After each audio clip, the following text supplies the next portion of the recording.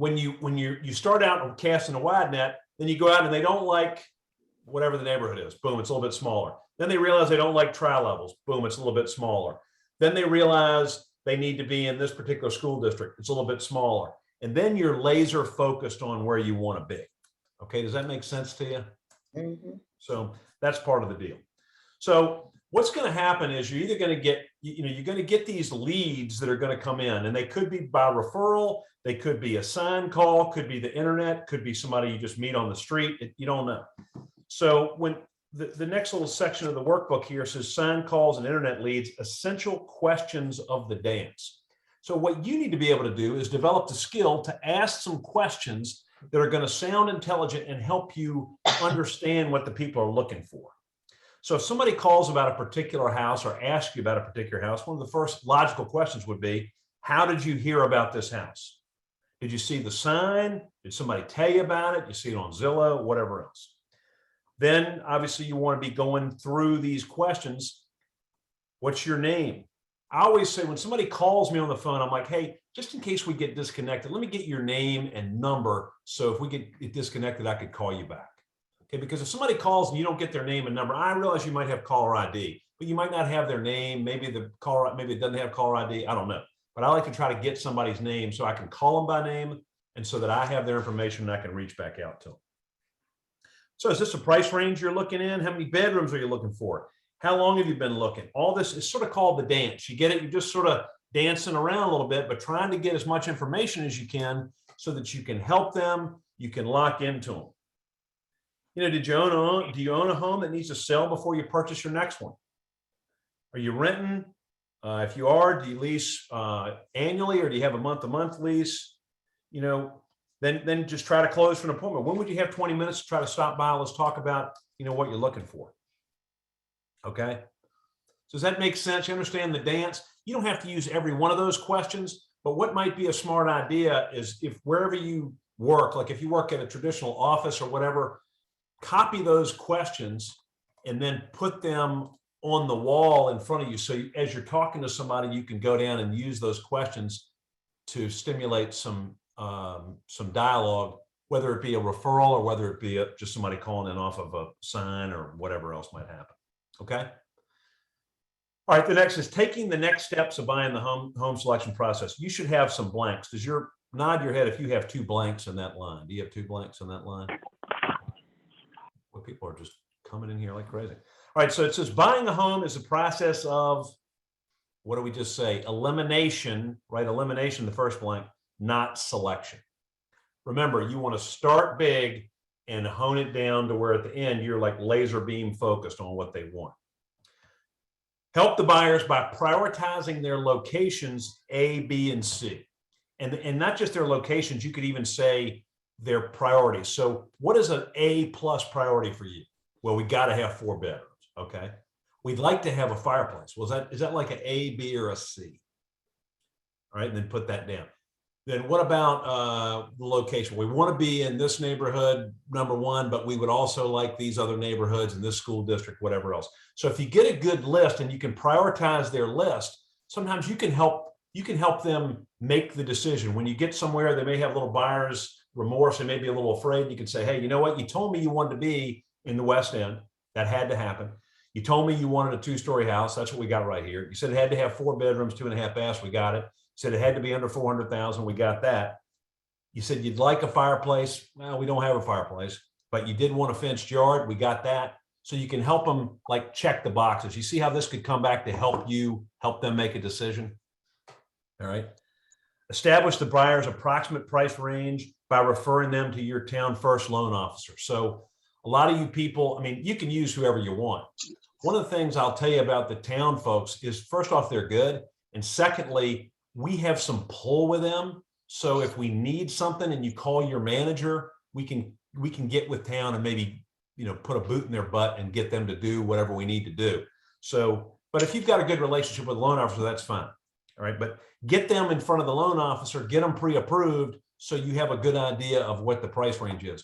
You know what? One of the worst things can happen working with a buyer is you start out in this price range and then you realize they're qualified in this price range. Do you think houses in this price range down here are going to look as good as these? No. So if you start out in the Champagne area and you have to move into the cheap beer area, that's tough on a buyer. Okay. Start out in the realistic range. Don't start showing them houses till you know where they really can realistically purchase. Okay. Now, what I like to do is this next one is rank the buyers based on objective criteria and reevaluate weekly. So I want to know who my hot buyers are, who needs to buy now, who's motivated now, or who's just kicking tires, right? Sometimes you don't know that, but to check their motivation, you know, when people say, I have to do something, we need to buy. Why do people need to buy? Their lease is running out. They're starting a job and they're moving here from out of town and they need to get in the house, right? Those are things that must happen. Or you know, even like with sellers, they would need to, they start a job out of town and they got to move. So try to create a list and then reevaluate that weekly so you know who your best people are. Don't neglect the ones that are not as motivated, but make sure you're giving the majority of your attention to the ones that are motivated. So after you've established a price range and a location with the buyers, now you want to show them houses. And now you get out and show houses. Keep a list of what you've showed them. So in each buyer, you want to have like a file. Keep what you've showed them, what they thought of those houses, and then, you know, which ones they like and which ones they've eliminated, because that can help you. You know, as you go through it, if they keep saying, you know, every time you show them a trial level, they hate it. Well, you can save yourself and them a lot of time by not showing any more trial levels, right? Or if they hate every time they go to the Godwin School District, they hate it. You know, you can remind them, you know, this one's in the Godwin School District. Everyone we've seen, you said you don't like those schools. So that can help people get focused. Because can buyers get a little bit unfocused? Yes or no? Mm-hmm. Yes. It can be all over the place. It's your job to try to help them stay focused. You're not trying to, you know, I guess in real estate school, they tell you steering is bad. We're not trying to steer them, but we're just trying to help them stay on the path that's going to get them what they want. Once we know what they want, we want to try to help them stay focused to get there. All right. Check in with the buyers, especially your hot buyers, on a daily basis. Don't let any time go by. Check in with them on a daily basis. Even if nothing has come up, check in with them and say, hey, you know what? I've been scouring the market. It's just one of those deals. It's not there today, but I just wanted to check in. And maybe you saw something I didn't see. You know, you might drive by one. Let's just see what's happening. Okay. Continue to eliminate houses until it becomes apparent which house is the best choice. All right. So now in this market, sometimes there's not a whole lot to eliminate. One just pop up. One might be the only choice. So if there's only one and they like it, then maybe that is the best choice. And then obviously you want to set them up with a client portal in the MLS. If you don't know how to do this, get with an experienced agent or your sales manager to set them up with an automatic search through the MLS. I will tell you this, but don't rely on that solely to be your follow-up. You need to look at it every day. So if I'm setting up Ryan with a search, if he's a client of mine, I'm setting him up with a search. It's going to automatically send him anything that matches his criteria, right? Pretty simple. But I need to be looking at it too. I think it's better if I text Ryan first thing in the morning and say, hey, did you see 2 of them came up in your price range in the area we want? When do you want to go see those? Versus just letting him see them. Because how often, if any of you guys have done a lot of open houses, one of the questions I ask in an open house is, are you working with an agent? And one of the most common responses, maybe you've heard this too, is, well, not really. I got some people send me stuff, but I really never hear from them. You ever hear that from clients? So you don't want to be that agent. You want to be the agent that's on them like a sparrow on a June bug. Okay. You want to be reacting first. You want to see the stuff before they do. And again, that's just part of the value that you bring to the table. All right. Even if you say, hey, you know what, Ryan, saw one came up in your price range. I drove by it this morning on the way to work. Looks pretty darn good. I think maybe we should get over there and take a look at it. Is that better than Ryan just getting an email from the automatic computer deal? 100%. Okay. Now the buyer presentation. So again, we want to meet these people at a specific location. All right. Other than the house they want to see. Why do we want to do it? Once again, we want to lay the groundwork for how we're going to work together. We want to show them how much of an expert we are. We want to educate them on the process. We want to educate them on the market conditions. And it's just much better to do it in a situation where we're not looking at a house. Here's a great question that I wrote down. If I could wave a magic wand and put you in your new home today, what would it look like? And then just shut up and listen to them. Before we begin, I just want to ask you what your biggest fears and concerns are about buying a house. And take some notes so you can reference that. What features are important with you? Are you working with a lender? If the client needs to sell, then get some information on what that property is, because a lot of times buyers are also sellers and you can get the listing. Sometimes if you get to ask that question, they might list with somebody else and still work with you as the buyer's agent, but wouldn't you want to get both deals? Here's a good one. If you read down there, are there any other decision makers? Right, underline that for me.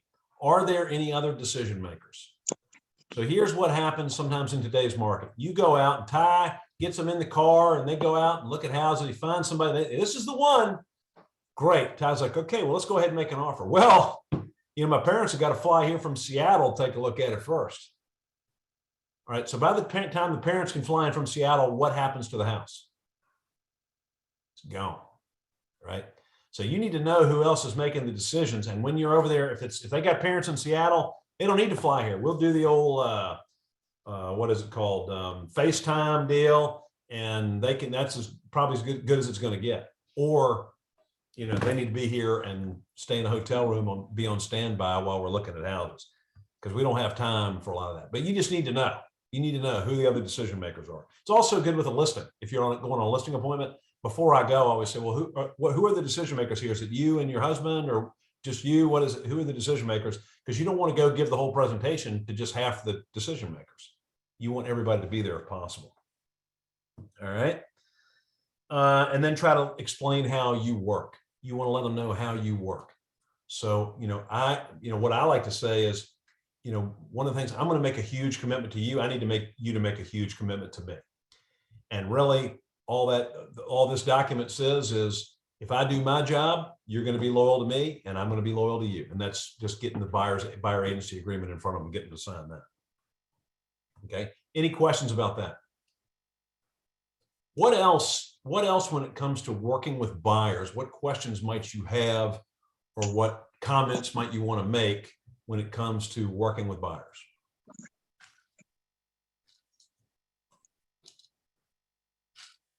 You guys are full of questions today. Well, I'll give you a couple. So what about the contract? When is a good time to show them the purchase offer, the purchase agreement?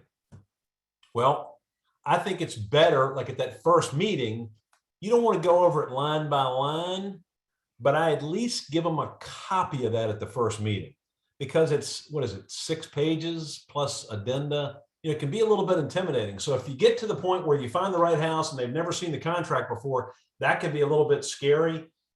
At least if you give it to them up front, they have a chance to read it. Maybe you go through and you just say, hey, when we find the house, we find that perfect house that you're just going to fall in love with and spend a lot of years and raise your family in.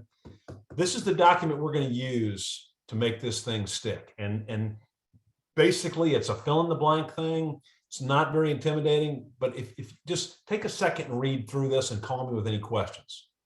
Can you see how that could be valuable? Because it can be intimidating up front. So that's one thing that I would like to add is, in your buyer presentation, show them the contract. Don't bore them by going through every single line, but do introduce that to them. What about how do you if a buyer is inexperienced, how do they best learn about what this market and the pace of this new market? How do they learn that? How do you help them learn that? You got to show them. You have to tell them. You have to inform them. Because I'm working with a lady now, and when we first started working together, she would say, well, I'd like to see this house, but can we look at it day after tomorrow? And I'm like, well, yeah, but it might not be there. Yeah, we're going to look at it, but it's going to be under contract. Yeah. So just trying to help them understand that we have to move quickly. Yeah. We have to move quickly. And sometimes buyers don't pick that up. They don't understand. They can't get it. So sometimes telling a story, I think you can say, you know what, I tell you, this market is so crazy, and it doesn't necessarily have to. I'm not saying we're lying to people, but you could say, you know what, we had some folks last week. They saw a house. They said they wanted to look at it. They wanted to look. We saw it on Tuesday. They worked their work schedule where we could go see it on Friday. Guess what? Gone. They called me on That's not a Saturday. They lie. wanted to see one on Sunday. Right. Gone. Yeah. Do you want that to happen to you? And I think that's the closing phrase. And make sure you have their attention. Say, do you want that to happen to you? Do you want to miss out on the perfect house because we didn't jump on it? Well, we're not saying we're going to make hasty decisions, but when it comes to seeing them, at least we got to move fast. So, I think telling stories sometimes can help. And you could also say, it's crazy. We had some folks a couple of weeks ago. They saw a house. There was 5 offers. They decided to offer $10,000 less on the house. Does that make any sense? I mean, because some people don't. I mean, the market. In traditional American negotiating, if this is the price, we offer here. They come to here. You come to here, and we try to work it out, right? But in most cases today, with supply and demand, that's out the window, isn't it? And not in every case. And again, we're trying to get the best deal we can for our clients. But sometimes if you get the house, you've gotten the best deal for the client, right? I mean, if they need a house, you need to get the house. So you can goof around and try to be, saving a bunch of money, but ultimately you're not doing them much good if they never get a house. So I think that's very important. Okay, so here's the homework for today, the action items. So if you have any buyers, the thing to do, especially if they've been around a little while, call them and set an appointment. Just say, look, hey, look, it's the new year. Let's sit down. Let's have a cup of coffee. Let's sit down and let's try to reevaluate where we are. Let's try to make sure that we're up to date with our pre-qualification. Let's make sure that what I think you want and what you want we're on the same page. So have that face-to-face. If they don't want to have a face-to-face meeting about buying a house, should that enable you to question their motivation a little bit? Mm-hmm. I mean, if the people say, hey, you know what, my work schedule is really busy, I get it. But if they don't even make a hint of it, or at least let's have one of these Zoom meeting deals. Let's go face to face rather than talking on the phone. Let's lay it all out and make sure we're on the same page. If they're not willing to do that, maybe they're not that motivated. Okay, maybe they're not motivated. So call all of your active buyers and set some kind of an appointment. Now, again, if you had an appointment with them yesterday, then you don't need to do that. But if you haven't sat down face to face with them for a while, let's do it. The next thing is role play the dance. So again, you just need to know when you get an inquiry, you just need to know how to ask questions. So somebody calls and says, hey, what's the price on 101 Elm Street? You don't just want to give them the price, because they're going to say, oh, it's $315. Okay, thank you, bye. You got to work these questions, and maybe that you can work into building them into a lead, even if they're not. Okay, so role play the dance with somebody else. Somebody just calls in, and you just try to go through the whole thing. Role play the buyer appointment. If you don't have some kind of a template for your buyer appointment, you need to get one. It doesn't. Some people are super organized. Like if you look at like Benjamin Rogers, Kevin Long's got a full binder and all sorts of stuff, slideshow. That's wonderful. You don't necessarily need to have that if you don't want to, but you need to have at least an outline of what you're going to try to accomplish. Okay. We want to make sure they know how we work. We want to make sure they know how the market works. We want to make sure they get a copy of the contract. We want to make sure that we get all their information and their criteria. We might want to give them some references, whatever it might be, but you need to have some idea. So you want to role play your buyer appointment. And then after that, we got to stay on the phone. And most of us probably didn't work as hard over the holidays as we did and we should right now. So now's the time to get back on the phone. You pick up the phone And, Ellen can pick up the phone and say, hey, look, hope you had a great, and it's also, there's a lot of great talking points. I mean, hey, what'd you do for Christmas? Would you do anything fun for New Year's? It's just all sorts of good stuff to talk about right now. So Ellen might pick up the phone and say, hey, did you have a great New Year's Eve? What'd you do? How'd you ring in the new year? Looking for anything big this year? Maybe think about buying a house. One thing I will tell you is American humans tend to, like, at the first of the year is a time to take action. Everybody's going to lose weight. They're going to quit smoking. They're going to do this and that. And you know what might be in that category? They might want to buy a house or sell a house right now. So most of them didn't do what they needed to do to get ready. So now they need to get pre-qualified. If they're selling, they need to get, start cleaning up, painting the walls, decluttering, all that kind of stuff. So now is the best time to start planting the seeds, because you'll see the market will start to pick up. On a day like today, maybe not so much when it's snowing outside. But as we get closer to like the end of this month, February, March, then April and May, it's on like Donkey Kong. But if you're just getting started in planting the seeds, you miss it. You got to plant the seeds now to get those buyers and sellers for the hot market time. Do you understand that? Does that make sense? Mm-hmm. So we got to do note cards. We got to do telephone contacts. We got to do pop buys. All right. Next week, we're going to talk about open houses. All right. So if you want to get a little preview on that, if you look at Hometown University, I think there's a couple things in there about holding an open house, but we'll talk about it next week. And then we'll try to get you guys lined up with open houses. Let's look at the weather forecast for this coming weekend. Wouldn't it be great if you held an open house this weekend and picked up some buyers or some sellers? I think it would. Let's see here. So Saturday, it's going to be cold, but sunny. So Sunday looks like some rain. So Saturday might be a good day to try to schedule an open house. If you've never done an open house before, then shadow somebody who is doing. Find somebody in your office that's doing one and just go along with them and check it out. See how they did and learn from them. That's the best way to do it. That's how I learned. That's how a lot of us have learned. So anybody have any questions, burning questions for me? All right, hearing none. Hopefully we'll see you all live and in person next week at the Chesterfield office at 10 o'clock on Monday. Otherwise, have a great snow day. Good day. How many people do you think are home today?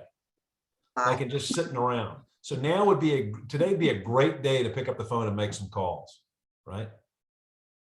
So you could be like Mike. One of the things Mike used to do on snow days is Mike would go to Marty's restaurant and he'd call all these dudes, and they'd go over there and he'd buy beers and stuff, and they'd sit around and drink beer at Marty's all day.